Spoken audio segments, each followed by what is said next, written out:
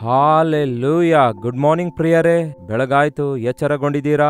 ಬನ್ನಿರಿ ದೇವರ ವಾಕ್ಯ ಧ್ಯಾನಿಸೋಣ.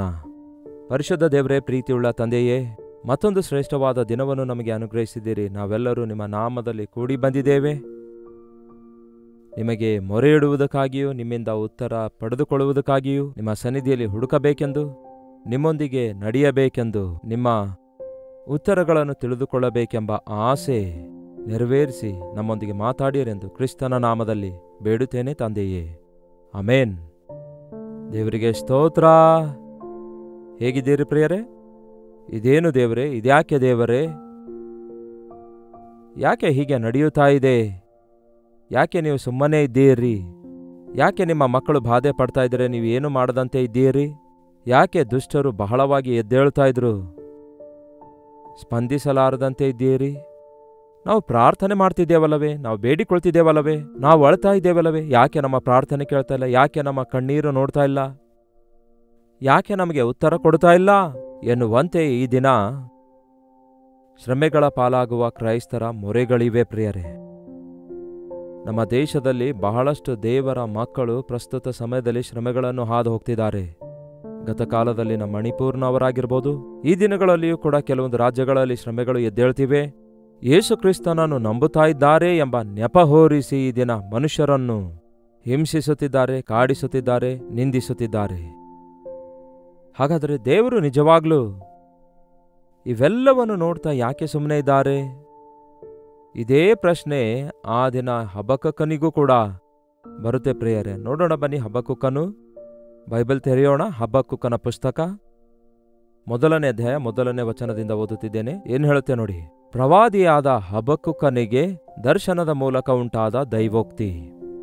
ಯೆಹೋವನೇ, ನಾನು ಮೊರೆ ಇಡುತ್ತಿದ್ದರೂ ನೀನು ಎಷ್ಟು ಕಾಲ ಕೇಳದೇ ಇರುವಿ? ಹಿಂಸೆ ಹಿಂಸೆ ಎಂದು ನಿನ್ನನ್ನು ನಾನು ಕೂಗಿಕೊಂಡರೂ ರಕ್ಷಿಸದೇ ಇರುವಿ? ಕೇಡನ್ನು ನನ್ನ ಕಣ್ಣಿಗೆ ಏಕೆ ಬೀಳಿಸುತ್ತಿದ್ದಿ?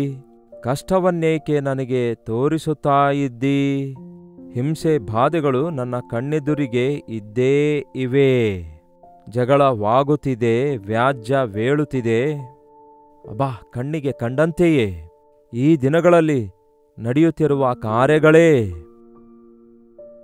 ಈ ಪ್ರವಾದಿ ಆ ದಿನ ದೇವರು ಕೊಟ್ಟ ದರ್ಶನದಂತೆ ಹೇಳುವುದನ್ನು ನೋಡುತ್ತಿದ್ದೇವೆ. ಎಷ್ಟು ಕಾಲ ನಮ್ಮ ಮೊರೆಯನ್ನು ಲಾಲಿಸುವುದಿಲ್ಲ ದೇವರೇ? ಗತಕಾಲದ ಕೆಲವೊಂದು ದಿನಮಾನಗಳಲ್ಲಿ, ಕೆಲವೊಂದು ರಾಜ್ಯಗಳಲ್ಲಿ, ಪ್ರಾಮುಖ್ಯವಾಗಿ ಮಣಿಪುರ್ನಲ್ಲಿ ಎಷ್ಟೋ ಜನರು ನಿರಾಶ್ರಿತರಾಗಿದ್ದಾರೆ. ಆರಾಧಿಸಲು ಕೂಡ ಸ್ಥಳ ಇಲ್ಲದವರಾಗಿದ್ದಾರೆ. ಅವಮಾನಗಳ ಪಾಲಾಗಿದ್ದಾರೆ ಮತ್ತು ಮರಣ ಕೂಡ ಹೊಂದಿದ್ದಾರೆ. ಆ ದಿನಗಳಲ್ಲಿ ಅವರಲ್ಲಿ ಕೆಲವರಿಗೆ ಸಮಾಧಿ ಕೂಡ ಮಾಡಿಲ್ಲ ಅಂತೆ. ಇದೆಲ್ಲವನ್ನು ನೋಡಿಯೂ ದೇವರು ಯಾಕೆ ಸುಮ್ಮನೆ ಇರ್ತಿದ್ದಾರೆ? ದೇವರ ಮಕ್ಕಳಿಗೆ ಯಾಕೆ ಶ್ರಮೆಗಳು ಬರ್ತವೆ ಪ್ರಿಯರೇ? ಅಯ್ಯೋ, ಯೇಸುವನ್ನು ನಂಬಿದ್ದಕ್ಕೆ ನಮಗೆ ಶ್ರಮೆಗಳು ಹೆಚ್ಚಾದವು ಎಂದು ಹೇಳುವಂಥವರು ನೀವಾಗಿದ್ದೀರಾ? ಅದೇ ನಿಮ್ಮ ಗುರುತು. ನೀವು ಯೇಸುವನ್ನು ನಂಬಿದ ನಂತರ ನಮಗೆ ಯಾವ ಶ್ರಮೆಗಳು ಇರುವುದಿಲ್ಲ, ಯಾವ ಹೋರಾಟಗಳು ಇರುವುದಿಲ್ಲ, ಎಲ್ಲರೂ ನಮಗೆ ಗೌರವಿಸಿ ಮರ್ಯಾದೆ ಕೊಡ್ತಿದ್ದಾರೆ ಎಂದು ನೀವು ಹೇಳ್ತಿರೋದಾದ್ರೆ ನಿಮ್ಮ ಭಕ್ತಿ ಸರಿಯಾದದಲ್ಲ ಎಂದರ್ಥ. ಯೇಸು ಸ್ವತಃ ಹೇಳಿದಾರಲ್ಲವೇ, ಲೋಕ ನಿಮ್ಮನ್ನು ದ್ವೇಷಿಸುವುದಾದರೆ ಆಶ್ಚರ್ಯಪಡಬೇಡಿರಿ. ನೀವು ಈ ಲೋಕಕ್ಕೆ ಸಂಬಂಧಪಟ್ಟವರಲ್ಲ. ಈ ಲೋಕ ಮೊದಲು ನನ್ನನ್ನು ದ್ವೇಷಿಸಿದೆ. ನೀವು ನನ್ನವರಾಗಿರುವುದರಿಂದ ನಿಮ್ಮನ್ನು ಕೂಡ ದ್ವೇಷಿಸುತ್ತದೆ. ಹೌದು, ಯೇಸು ಕ್ರಿಸ್ತನನ್ನು ಯಾಕೆ ದ್ವೇಷಿಸಿದ್ದಾರೆ? ಆತನು ಯಾರಿಗೆ ಕೇಡು ಮಾಡಿದ್ದಾನೆ ಪ್ರಿಯರೇ? ಆತನು ಯಾರಿಗೆ ಬಾಧೆಪಡಿಸಿದ್ದಾನೆ? ಕೈಯಿಲ್ಲದವರಿಗೆ ಕೈ ಕೊಟ್ಟಿದ್ದಾರೆ, ಕಣ್ಣಿಲ್ಲದವರಿಗೆ ಕಣ್ಣು ಕೊಟ್ಟಿದ್ದಾರೆ, ಕುಂಟರು ನಡೆಯುವಂತೆ ಮಾಡಿದ್ದಾರೆ, ರೋಗಿಗಳನ್ನು ಸ್ವಸ್ಥಪಡಿಸಿದ್ದಾರೆ. ಆತನು ಉಪಕಾರಗಳನ್ನು ಮಾಡುತ್ತಾ ತಿರುಗಾಡಿದನೆಂದು ವಾಕ್ಯ ಹೇಳುತ್ತದೆ. ಯಾರಿಂದಲೂ ದೋಚಿಕೊಳ್ಳಲಿಲ್ಲ, ಯಾರೊಬ್ಬರಿಗೂ ಮೋಸ ಮಾಡಲಿಲ್ಲ, ಯಾರಿಗೂ ಹಾನಿ ಉಂಟು ಮಾಡಲಿಲ್ಲ. ಹೌದಲ್ಲವೇ? ದಯೆಯುಳ್ಳವನಾಗಿ ಜನರ ಹಸಿವೆಯನ್ನು ತೀರಿಸಿದ್ದಾರೆ, ಸಮಾಧಾನವನ್ನು ಕೊಟ್ಟಿದ್ದಾರೆ, ಅವರ ಪಾಪಗಳನ್ನು ಕ್ಷಮಿಸಿದ್ದಾರೆ, ಪ್ರೀತಿಯನ್ನು ಹೊರಚೆಲ್ಲಿ ಪ್ರೀತಿಯನ್ನು ತೋರಿಸಿದ್ದಾರೆ. ಪ್ರೀತಿಯಿಂದ ಪ್ರಾಣ ಕೊಡಲು ಕೂಡ ಸಿದ್ಧನಾದಂತಹ ಯೇಸುವಿಗೆ ಘೋರವಾದ ರೀತಿಯಲ್ಲಿ, ನೀಚವಾದ ರೀತಿಯಲ್ಲಿ ಅವಮಾನಿಸುತ್ತಾರೆ, ಅಪಹಾಸ್ಯಗೊಳಿಸುತ್ತಾರೆ, ಶಿಲುಬೆಯ ಮೇಲೆ ನೇತಾಡಿ ಹಾಕುತ್ತಾರೆ. ಅದನ್ನು ನೋಡುವಾಗ ಈತನು ನಿಜವಾಗ್ಲೂ ದೇವಕುಮಾರನಾಗಿರುವುದಾದರೆ ಇಳಿದು ಬರಬೇಕಲ್ಲವೇ? ಆತನು ಇಳಿದು ಬಂದು ಅವರನ್ನು ಶಪಿಸಬೇಕಲ್ಲವೇ? ಆದರೆ ದೇವರ ಪ್ರಣಾಳಿಕೆಯೇ ಬೇರೆ. ದೇವರು ತೀರ್ಪು ತೀರಿಸುವ ಸಮಯವಿದೆ. ಆತನು ದೀರ್ಘ ಶಾಂತಿಯುಳ್ಳವನಾಗಿದ್ದಾನೆ. ಈ ದಿನ ನಾವು ನಮ್ಮ ಸುತ್ತಲೂ ಇರುವ ಪರಿಸ್ಥಿತಿಗಳನ್ನು ನೋಡುವಾಗ ಖಚಿತವಾಗಿಯೂ ಹಬಕ್ಕೂಕ ಪುಸ್ತಕದಲ್ಲಿರುವಂತೆಯೇ ಹಿಂಸೆ ಬಲಾತ್ಕಾರಗಳು ನಡೆಯುತ್ತಿವೆ. ಬಲಾತ್ಕಾರಗಳು ಪ್ರಿಯರೇ, ಒಬ್ಬರ ಮೇಲೆ ಒಬ್ಬರು ದೌರ್ಜನ್ಯದ ರೀತಿಯಲ್ಲಿ ಅನ್ಯಾಯವಾಗಿ ಬಲವಂತವಾಗಿ ಅವರನ್ನು ಹಾಳು ಮಾಡ್ತಿದ್ದಾರೆ, ಅವರನ್ನು ಬಾಧೆಪಡಿಸ್ತಿದ್ದಾರೆ, ಅವರನ್ನು ಕುಗ್ಗಿಸಿ ಬಿಡ್ತಿದ್ದಾರೆ, ಅವರನ್ನು ಉಪಯೋಗಿಸಿಕೊಳ್ತಿದ್ದಾರೆ. ಇದೆಲ್ಲ ನೋಡ್ತಿದ್ದೇವೆ. ಬಲಿಷ್ಠರು ಬಲಹೀನರನ್ನು ಬಾಧೆಪಡಿಸುವುದನ್ನು, ಧನವಂತರು ಬಡವರನ್ನು ಮತ್ತಷ್ಟು ಬಡತನಕ್ಕೆ ತಳ್ಳಿ ಹಾಕುವಂಥದ್ದನ್ನು ನಾವು ನೋಡ್ತಿದ್ದೇವಲ್ಲವೇ? ಯಾಕೆ ಸುಮ್ಮನೆ ಇರ್ತಾ ಇದ್ದೀರಿ? ನ್ಯಾಯಾಧೀಶನಾದ ದೇವರು ನೀವಲ್ಲವೋ? ಅನ್ಯಾಯ ಆಗ್ತಾ ಇದ್ರು ಯಾಕೆ ಸುಮ್ಮನೆ ಇದ್ದೀರಿ ಎನ್ನುವಂತೆ ನಮಗೆ ಆಂದೋಲನೆ ಉಂಟಾಗಬಹುದು. ಎಷ್ಟು ಕಾಲದವರೆಗೂ ನೀವು ಹೀಗೆ ನೋಡ್ತಾ ಇರ್ತೀರಿ? ಬಾಧೆಯನ್ನು ಯಾಕೆ ನೀವು ಸುಮ್ಮನೆ ನೋಡ್ತಾ ಇದ್ದೀರಿ? ಯಾವ ಕಡೆಗೆ ನೋಡಿದರೂ ಸಹ ಹಿಂಸೆ, ಬಲಾತ್ಕಾರ, ನಾಶನ ಕಾಣಿಸುತ್ತಿದೆ. ಸುಟ್ಟಾಕ್ತಿದ್ದಾರೆ ಪ್ರಿಯರೇ, ಸಭೆಗಳನ್ನು ಸುಟ್ಟಾಕ್ತಿದ್ದಾರೆ, ಮನುಷ್ಯರನ್ನು ಸುಟ್ಟಾಕ್ತಿದ್ದಾರೆ, ಮನೆಗಳನ್ನು ಕೆಡವಿ ಹಾಕ್ತಿದ್ದಾರೆ. ಒಬ್ಬರನ್ನೊಬ್ಬರು ನಾಶ ಮಾಡಿಕೊಳ್ಳುವುದೇನು ಪ್ರಿಯರೇ? ಒಬ್ಬರಿಗೋಸ್ಕರ ಒಬ್ಬರು ಬದುಕಬೇಕೆಂದು ದೇವರು ಕೋರಿಕೊಂಡರೆ, ಒಂದು ಪ್ರಾಣಿಯೂ ಕೂಡ ತನ್ನ ಜಾತಿಯ ಪ್ರಾಣಿಗೆ ಹಾನಿ ಮಾಡೋದಿಲ್ಲವಂತೆ. ಸಿಂಹ ಸಿಂಹವನ್ನೇ ಸೀಳಿ ತಿನ್ನುವುದಿಲ್ಲ. ಆದರೆ ಈ ದಿನ ಮನುಷ್ಯರನ್ನೇ ತಿನ್ನುತ್ತಿದ್ದಾರೆ ನೋಡಿ. ನರಮಾಂಸ ಭಕ್ಷಕರು ಅನ್ನುತ್ತಾರೆ. ಅವರು ನಿಜವಾಗ್ಲೂ ತಿಂಡಿ ಇಲ್ಲದೆ ಅವರು ಮಾಂಸ ತಿನ್ನುತ್ತಾ ಇದ್ರಂತೆ ಆ ಕಾಲದಲ್ಲಿ ಕೆಲವರು. ಆದರೆ ಈ ದಿನ ಒಬ್ಬ ಮನುಷ್ಯ ಇನ್ನೊಬ್ಬ ಮನುಷ್ಯನಿಗಿರುವಂತಹ ಸ್ವತಂತ್ರತೆಯನ್ನು ಸೆಳೆದುಕೊಂಡು ಅವರಿಗೆ ಒಬ್ಬ ಮನುಷ್ಯನಂತೆ ನೋಡದೆ ಒಂದು ಪ್ರಾಣಿಯಂತೆ ನೋಡಿ ತಮ್ಮ ಸ್ವಾರ್ಥಕ್ಕಾಗಿ ಬಳಸಿಕೊಳ್ತಿದ್ದಾರೆ. ಇದು ಬಲಾತ್ಕಾರ ಆಗಿದೆ, ಅನ್ಯಾಯ ಆಗಿದೆ, ಮೋಸ ಆಗಿದೆ. ಬಲಾತ್ಕಾರ ನಡೆಯುತ್ತಿದೆ. ಮಾನಭಂಗಗಳು ಎಲ್ಲಿ ನೋಡಿದ್ರೂ ಕಾಣುತ್ತಿವೆ. ಇಂತಹ ಭಯಂಕರವಾದ ಪರಿಸ್ಥಿತಿಗಳನ್ನು ನೋಡ್ತಿದ್ದೇವೆ. ದೇವರಿಗೆ ಮೊರೆ ಇಡುತ್ತಲೇ ಇದ್ದೇವೆ, ದೇವರೇ ನಮ್ಮನ್ನು ಕನಿಕರಿಸು, ನಮ್ಮನ್ನು ಕನಿಕರಿಸು ಎಂದು. ಯಾವುದಾದ್ರೂ ಒಂದು ಅದ್ಭುತ ನಡೆಯುತ್ತದೆ, ನಡೆಯಬೇಕು ಎಂದು ಎದುರು ನೋಡ್ತಿದ್ದೇವೆ. ಆದರೆ ದಿನಗಳು ಕಳೆಯುತ್ತಾ ಇವೆ, ತಿಂಗಳುಗಳು ಕಳೆಯುತ್ತಾ ಇವೆ, ವರ್ಷಗಳು ಕಳೆದು ಹೋಗ್ತಿವೆ. ದುಷ್ಟರೇ ಅಭಿವೃದ್ಧಿ ಆಗ್ತಿದ್ದಾರಲ್ಲವೇ?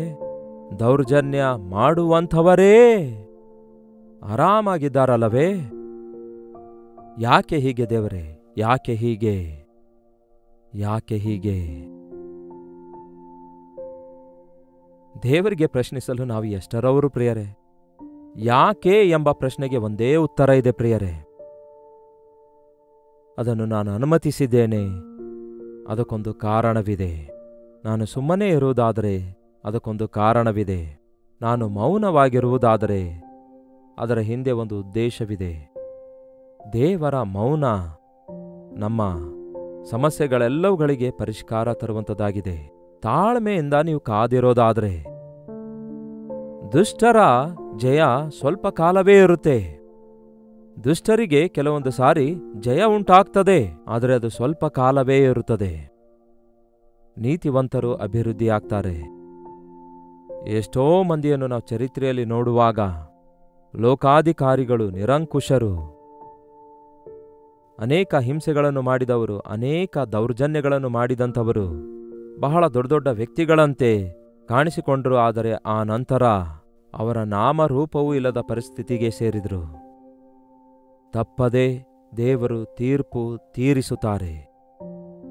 ಆಲಸ್ಯ ಆಗುವುದಾದರೆ ಕಠಿಣವಾದ ತೀರ್ಪಿರುತ್ತೆ. ಆದರೆ ಕೃಪೆ ತೋರಿಸ್ತಿದ್ದಾರೆ. ಯಾಕೆಂದರೆ ನಮಗೆ ತೀರ್ಪನ್ನು ತೀರಿಸಿ ನರಕಕ್ಕೆ ಕಳಿಸುವುದಕ್ಕಾಗಿ ಯೇಸು ಬಂದಿಲ್ಲ ಪ್ರಿಯರೇ. ಮನುಷ್ಯ ಕುಮಾರನು ತೀರ್ಪು ತೀರಿಸಲು ಬರಲಿಲ್ಲ, ನಾಶನ ಮಾಡುವುದಕ್ಕಾಗಿ ಬರಲಿಲ್ಲ, ರಕ್ಷಿಸುವುದಕ್ಕೋಸ್ಕರ ಬಂದಿದ್ದಾನೆ, ಕ್ಷಮಿಸುವುದಕ್ಕೋಸ್ಕರ ಬಂದಿದ್ದಾನೆ. ತಪ್ಪು ಮಾಡಿದವನು ಈಗಲಾದರೂ ಪಶ್ಚಾತ್ತಾಪ ಪಡುತ್ತಾನೇನೋ ಎಂದು. ನೀತಿವಂತನು ಹಿಂಸಿಸಲ್ಪಟ್ಟಿದ್ದಾಗಿಯೂ ಅವನು ಮತ್ತಷ್ಟು ಹೆಚ್ಚು ಪರಿಶುದ್ಧಗೊಳಿಸಲ್ಪಡುತ್ತಾನೆ.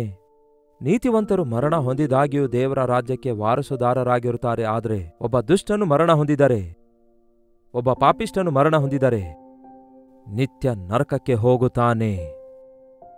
ಅದಕ್ಕೆ ದೇವರು ಮತ್ತಷ್ಟು ಹೆಚ್ಚು ಸಮಯ ಕಾದುಕೊಳ್ಳುವಂತೆ ಮಾಡ್ತಿದ್ದಾರೆ. ಯೇಸು ಕ್ರಿಸ್ತನ ಮಕ್ಕಳಿಗೆ ಶ್ರಮೆಗಳು ಅಂದರೆ ಒಂದು ಸವಾಲಿನ ರೂಪದಲ್ಲಿರಬೇಕು. ಶ್ರಮೆಗಳನ್ನು ನೋಡಿ ಭಯಪಡುವವನು ಕ್ರಿಸ್ತನ ಮಗುವು ಅಲ್ಲವೇ ಅಲ್ಲ. ನಿಂದೆಗಳಿಗೆ ಭಯಪಡುವವನು ಯೇಸುವನ್ನು ಹಿಂಬಾಲಿಸಲಿಕ್ಕಾಗೋದಿಲ್ಲ. ಯಾವನಾದರೂ ನನ್ನನ್ನು ಹಿಂಬಾಲಿಸಬೇಕಾದರೆ ತನ್ನನ್ನು ತ್ಯಜಿಸಿಕೊಂಡು ತನ್ನ ಶಿಲುಬೆ ಹೊತ್ತುಕೊಂಡು ಬರಲಿ. ಅವನು ದಿನವೂ ನನ್ನನ್ನು ಹಿಂಬಾಲಿಸಬೇಕೆಂದು ಯೇಸು ಅವತ್ತೇ ಹೇಳಿದಾರಲ್ಲವೋ? ನಮ್ಮನ್ನು ನಾವು ತ್ಯಜಿಸಿಕೊಳ್ಳುವುದಂದರೆ ನಮ್ಮನ್ನು ನಾವು ಅಸಹ್ಯಪಡಿಸಿಕೊಳ್ಳುವಂಥದ್ದು.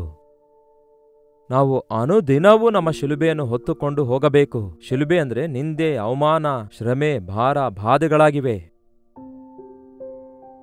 ಹೋರಾಟಗಳ ಮಧ್ಯದಲ್ಲಿ ನಾವು ಮತ್ತಷ್ಟು ಹೆಚ್ಚು ಪರಿಶುದ್ಧಗೊಳಿಸಲ್ಪಡುತ್ತೇವೆ ಎಂದು, ಶ್ರಮೆಗಳ ಮೂಲಕ ನಾವು ಕ್ರಿಸ್ತನ ಸಾರೂಪ್ಯಕ್ಕೆ ಮಾರ್ಪಡಿಸಲ್ಪಡುತ್ತೇವೆ ಎಂದು ನೆನೆಸಿಕೊಳ್ಳುವುದಾದರೆ ಶ್ರಮೆಗಳನ್ನು ಕೋರಿಕೊಳ್ತೇವೆ.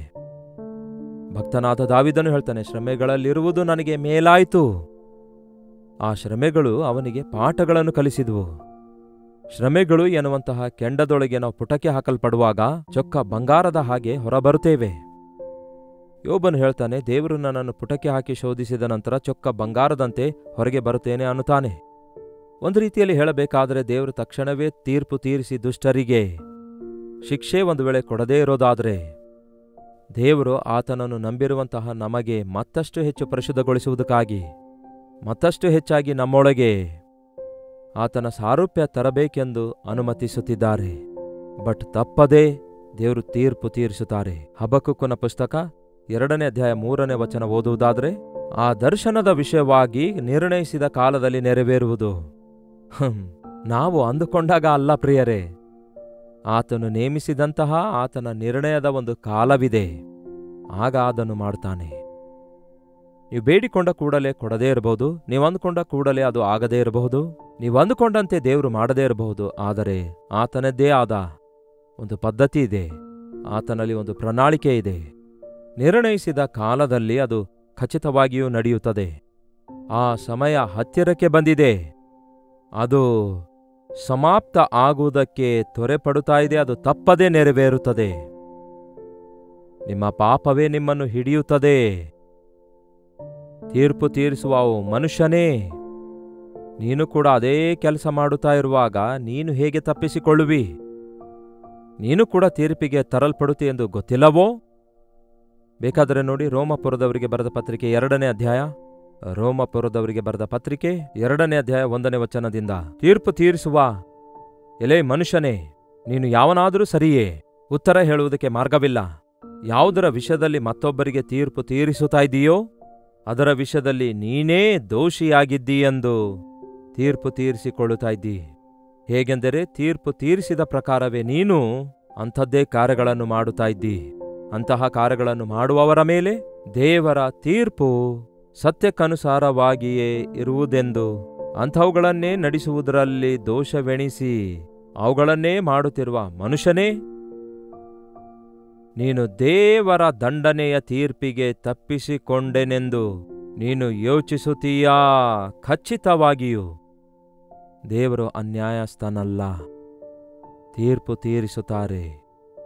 ನಾವು ತೀರ್ಪು ತೀರಿಸುವ ಅಗತ್ಯವಿಲ್ಲ ಪ್ರಿಯರೇ. ನೀವು ಕೂಡ ತೀರ್ಪು ತೀರಿಸಬೇಡಿರಿ.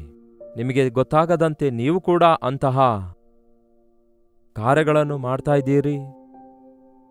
ನಿಮ್ಮ ಜೀವಿತದಲ್ಲಿ ನೀವು ಇತರರ ತಪ್ಪುಗಳನ್ನು ನೋಡುವಾಗ ನಿಮ್ಮ ಜೀವಿತ ಸರಿಪಡಿಸಿಕೊಳ್ಳಿರಿ. ಅವು ನನ್ನಲ್ಲಿವೆಯಾ ಎಂದು ಸರಿಪಡಿಸಿಕೊಳ್ಳಿರಿ. ನನ್ನಿಂದಲೇ ಈ ಕೇಡು ಉಂಟಾಯ್ತಾ ಎಂಬುದಾಗಿ ಪರಿಶೀಲಿಸಿಕೊಳ್ಳಿರಿ ಹೊರತು ದೇವರಿಗೆ ಪ್ರಶ್ನಿಸುವುದನ್ನು ಪ್ರಯತ್ನಿಸಬೇಡಿರಿ. ಖಚಿತವಾಗಿಯೂ ಆತನ ನಿರ್ಣಯಿತ ಕಾಲದಲ್ಲಿ ಆತನು ಸಮಸ್ತವನ್ನು ಚೆನ್ನಾಗಿ ಮಾಡುತ್ತಾನೆ. ತೀರ್ಪು ತೀರಿಸಿ ಸುಗ್ಗಿ ಕೊಯ್ಯುವ ಕಾಲದಲ್ಲಿ ಆತನು ಮರವನ್ನು ತನ್ನ ಕೈಯಲ್ಲಿ ಹಿಡ್ಕೊಂಡಿದ್ದಾನೆ.